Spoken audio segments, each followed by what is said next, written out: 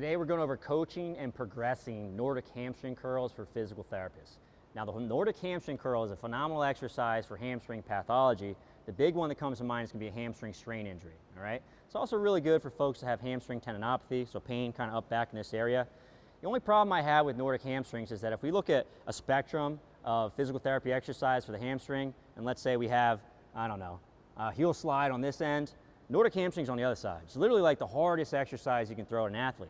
If you have someone who just strained their hamstring and they're really painful, then I wouldn't throw this at them unless it's well tolerated. So if you want some information on when to progress to harder exercise variations, then check out work by Jack Hickey. He's done a great job with that. But I would say that this is an exercise, generally speaking, that's towards the end of your exercise spectrum.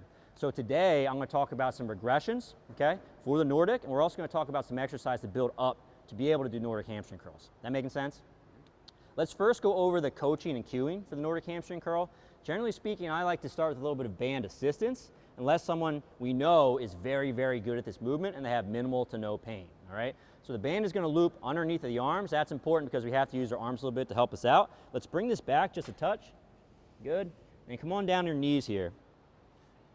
Good. And as you can see, what's nice about the band is that as Chris gets further and further down to the floor, he actually gets more and more band assistance. So as the movement gets more challenging, he also gets more assistance with this. So do you like the position you're at? Do you want to back up a little? I'm good. You're good to go? Okay, very good. So I want to make sure that the knees are about hip width. So that's looking good right here. I want to stay nice and tall from the get-go. So think about getting the head up to the ceiling, chest up, nice and tall. The next thing you're going to need is someone to hold on to Chris's ankles from the back.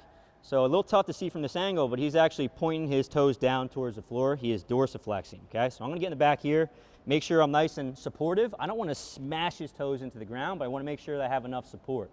So from here, I hold on nice and tight, go down as far as you feel like you can control, and then use your hands to help you out that last little bit. Good? Use your hands to come back up again. What's kind of nice about the Nordic is that you can utilize your arms as much as you like or as little as you like. You can also really load up the eccentric phase, but help a lot on the concentric phase. So it really depends on what you want to get. The other piece that's nice is that as you descend into the Nordic, the band actually pulls more and more and more. So as you descend into your Nordic hamstring curl, the motion gets harder and you get more assistance. So the band is really helpful from that standpoint. Now as we progress, we can obviously use a little bit less band assistance. The other thing we can do is add a box or something that's elevated right here, because if we go all the way down to the floor, it's a little bit harder than going up on an angle, all right? So a couple ideas on how to progress and regress in Nordic. Let's go over some exercises now to help build up to the Nordic. This exercise is slide out. So all we're gonna do is have you lift those hips, good, and from here, slide out as far as you can control, and at the very bottom, drop the hips, good, and bring your legs back in. Let's do one more of these. So this is only an eccentric exercise for the hamstrings, and usually it's my starting place when we're starting to advance some hamstring work, okay? Second variation is now coming up, slide out, and see if you can come all the way back in again. Excellent, that looks great. Let's do a couple of these. So as you'll notice with Chris, he's very strong, but he's able to maintain his hips up the entire time, which is what we're looking for. So if your athletes are able to keep their hips up, great. Show me a rep where your hips sink a little bit. Good, sink those hips down a little bit. Be real bad. Good. There you go. So you're going to see that a lot with athletes. So the big cue you want to give is to reach those hips up to the ceiling. Try to reach your hips up and back the entire time, all right? Take a breather. So if we wanted to advance this, we can do it with a little bit of resistance from a barbell. So normally you want to use small plates. You can also elevate the upper back onto a bench, kind of like a hip thrust. Use a pad right here. So let's try our regular bridge slide out and see how you do. Hips come up, slide all the way out. Excellent, and then drop the hips all the way down. Good, let's go one more rep here. Slide all the way out. Obviously you can make this more challenging with weight if you want to overload the eccentric portion. And let's try a slide out and slide back in. Go ahead and slide on out, and slide her back in. Good, how challenging? Very challenging. Very good, so we're making this more and more difficult so we can progress eventually to things like Nordics. Take a breather. Great exercise to build up more strength and tolerance so you can do Nordics eventually. It's going to be a prone hamstring curl.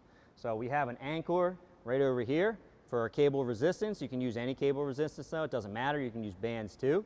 So we have our athlete laying prone. Chris right here, how you doing? Good. Nice, we have the cable attached around his ankle, and all we're gonna do here is just bend your knee here.